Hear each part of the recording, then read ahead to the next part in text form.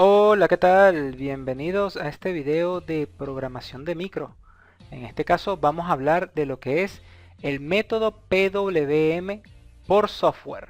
Debemos tomar en cuenta que un PWM es una de las herramientas más importantes a la hora de utilizar un PIC y es muy posible que el PWM que se obtiene de los módulos PWM, CSP2 y CSP1, el de Capture, Compare and PWM, no sea suficiente para cumplir algunas características necesarias de nuestro software o aplicaciones que vamos a utilizar.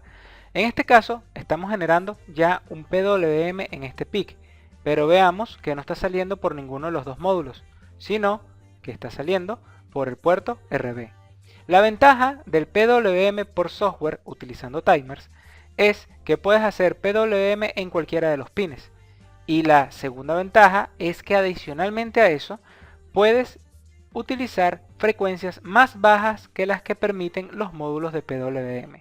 Un módulo de PWM del CCP2 o el CCP1 normalmente permite una frecuencia de trabajo del PWM de cerca de los 1000 o 2000 Hz, cuando el PIC está funcionando a aproximadamente 4 MHz u 8 MHz, mientras que por software simplemente podemos tener frecuencias inferiores a los 1000 Hz e incluso hasta más pequeñas, llegando a los 60 Hz o por ahí cerca.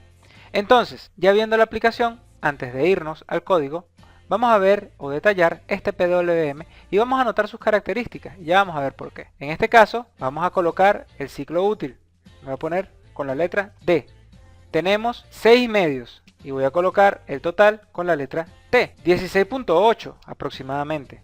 Entonces, estamos hablando que el ciclo útil es 6.5 y el periodo de la señal o la frecuencia la podemos obtener a partir de 16.8. Ahora, pero todo eso está a 0,1 mili. Saquemos la cuenta entonces. Primero, el porcentaje de ciclo útil. 6,5 entre 16,8. Nos da aproximadamente 38,6%. Pero veamos cuánto es eso de 256. Y nos da aproximadamente 99. Ahora, ¿cuánto sería entonces el periodo de la señal? El periodo sabemos que son 16,8 multiplicado por 0.1, que es lo que nos indica acá el osciloscopio, multiplicado por mili. Obviamente milisegundos. Eso es lo mismo que tener 16.8 por 0.1 dividido entre 1000. Y nos da 0,00168 segundos. Eso realmente no nos sirve de mucho, pero 1 entre eso nos da aproximadamente en frecuencia, que eso sí nos sirve bastante, 595,23 Hz. Ok, teniendo esos valores, entonces vamos a ver ahora sí el código. El código está en esta aplicación método PWM por software. Lo pueden descargar de mi GitHub, que va a aparecer en la descripción del video. Podemos ver que acá tenemos separado lo que es la configuración de los Pragma, que son las configuraciones del PIC. Esto se explica normalmente en los videos básicos de microcontrolador, lo pueden ver dentro de mi canal. Suscríbete al canal y si quieres configurarlo, aquí en la opción Configuration Bit puedes hacer las configuraciones necesarias. Nosotros normalmente solo modificamos el bit del FOSC, que es para poder colocar el oscilador de manera interna, que aquí aparece IN-OS-HS y existe la descripción de qué es lo que hace ese oscilador.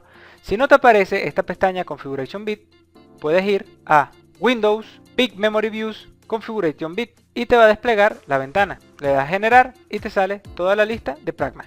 Después de eso llegamos a la sección donde hacemos las declaraciones. Declaramos librerías y definiciones en general, donde la principal definición que tenemos que tener es la definición de la velocidad del PIC, que esta normalmente se utiliza para lo que es el cálculo interno de métodos de el MPLAB, como el cálculo de los milisegundos o los delays. Tenemos que incluir la librería del PIC, el header del PIC mejor dicho, y las librerías de trabajo de entrada y salida, la librería de trabajo STLib, así como la librería xc.h. Después pasamos a las librerías del método en general.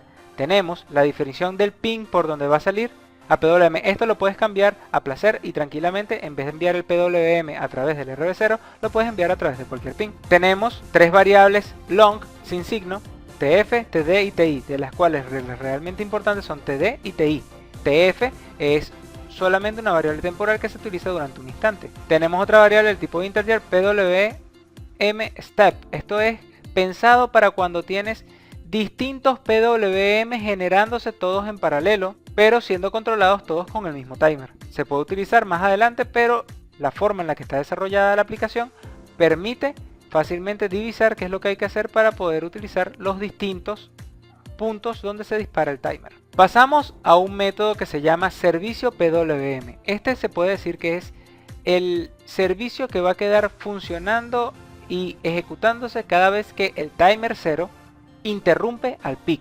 Básicamente lo que hace es chequear el paso en el que se encuentra, paso 0, paso 1, si existiera otro paso, paso 2, paso 3, paso 4. Se encarga también de hacer el timer 0 if, el timer 0, otra vez, el general IE igual a 1 y el timer 0 IE igual a 1. En otras palabras, limpia la bandera de disparo del timer 0, limpia, mejor dicho, activa las interrupciones y activa la interrupción del timer 0. Después tenemos acá una rutina, un método que se llama PWM out. En otras palabras, este es el lanzador del PWM y es el que se carga de inicializarlo y es donde se le define el duty y la frecuencia del PWM. Nos dice que el duty va de 0 a 255 en porcentaje y el FPWM va en Hz directamente. Este señor hace un cálculo a través del cristal con el que esté funcionando el PIC en ese instante, por eso es que es importante definir el xTOL. Hace un cálculo de cada uno de los puntos, o mejor dicho, de la configuración que tiene que haber en el T0CON y hace el cálculo del preescalador del T0CON. Este método está hecho para trabajar con 256, en otras palabras, para trabajar a 8 bits. Lo ideal sería que trabajara a 16 bits, pero como el simulador Proteus da error cuando el PIC desborda los 8 bits de la parte baja, la parte alta no se incrementa, entonces simplemente me vi forzado a trabajar con 8 bits. En la vida real no debería haber ningún problema en utilizarlo a 16 bits y hacer las modificaciones pertinentes en la mayoría de los 256 que guardan relación. A medida que este señor se va ejecutando, se va aumentando el preescalador en por 2 y se va incrementando la configuración en el T0CON. Así como también se va dividiendo entre 2 el valor de call, que es el cálculo de la frecuencia que se está trabajando el PIC y la frecuencia que nos da el sistema para calcular el PWM por software. Tenemos entonces acá el TF, como les dije, una variable temporal donde se guarda el valor de la frecuencia xtal y se compara con el FPWM, que es la frecuencia que nos está dando el usuario de PWM. Adicionalmente a eso tenemos el TD, todo en operaciones simples para poder asegurarnos que no hayan errores, haciendo una operación por línea, asegurándonos de que cada operación es la correcta y acumulando de manera de que la información vaya quedando en la variable que deseamos. El TI igual a TF-TD nos permite obtener el tiempo faltante o el tiempo intermedio entre TD y TF, o sea, entiéndase que TF es el periodo total del PWM y TD el periodo del ciclo útil. Entonces el tiempo que falta después de que el timer dispare en TD es TI. Por eso el final menos el punto donde disparó me da lo que falta para llegar al final. Después tenemos acá TD entre 4. Esto es por la fórmula del PWM, o mejor dicho, por la fórmula del timer para calcular el funcionamiento del tiempo.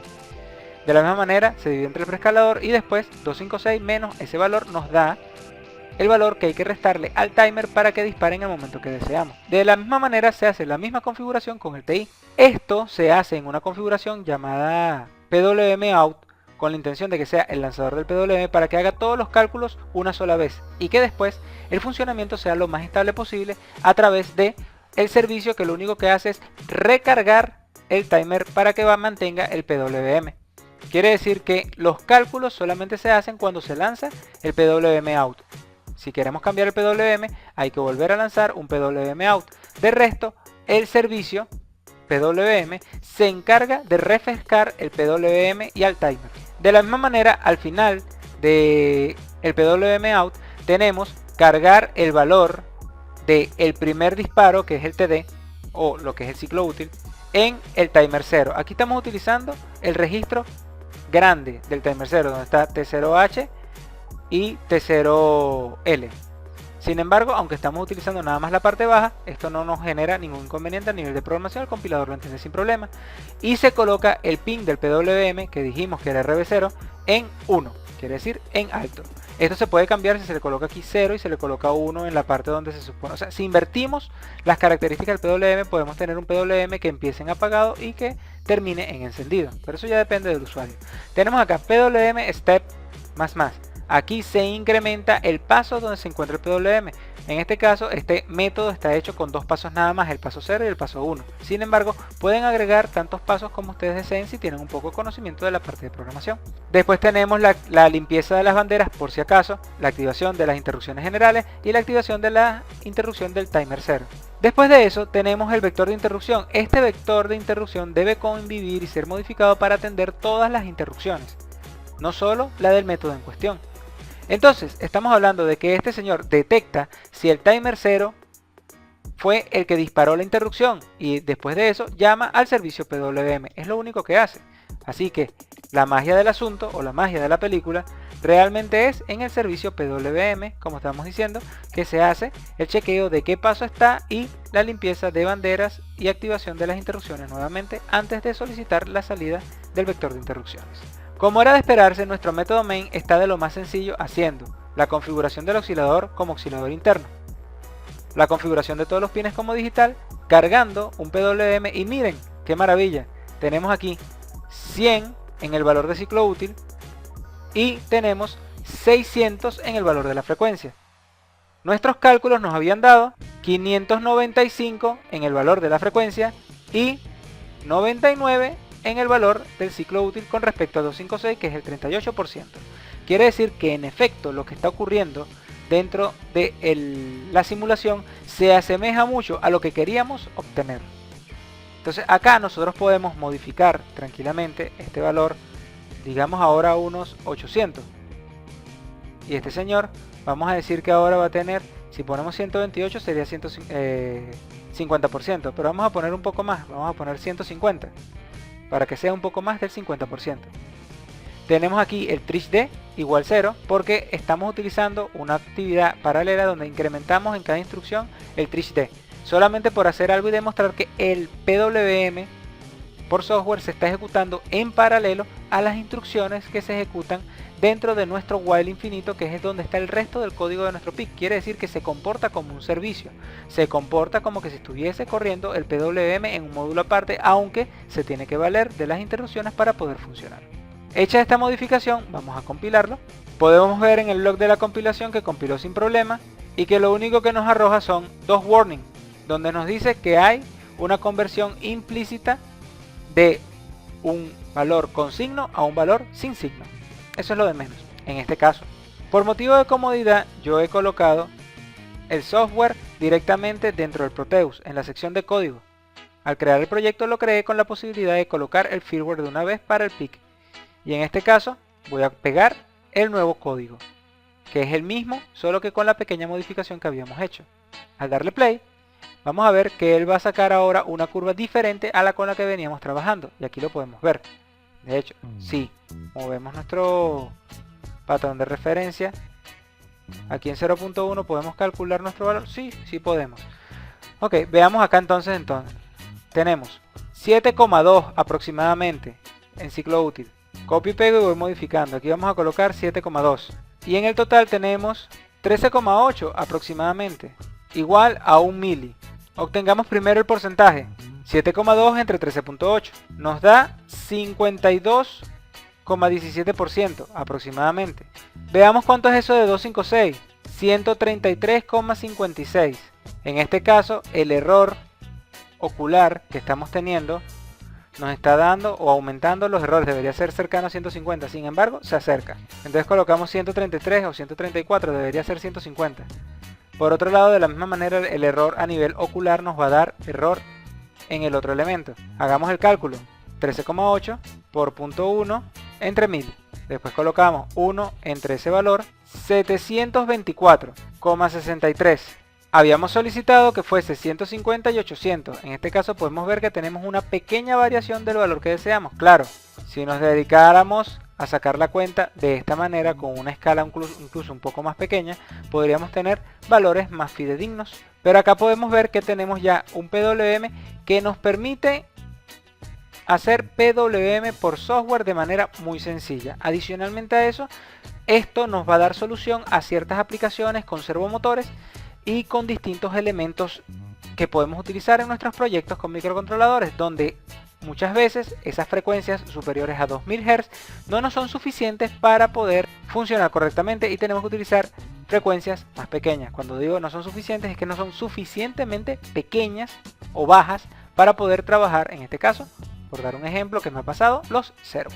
Espero que esta aplicación sea una herramienta adicional que te permita realizar muchos más proyectos. Espero que te haya gustado el video, suscríbete, manito arriba y recuerda, aprende, mejora y comparte. ¡Chao!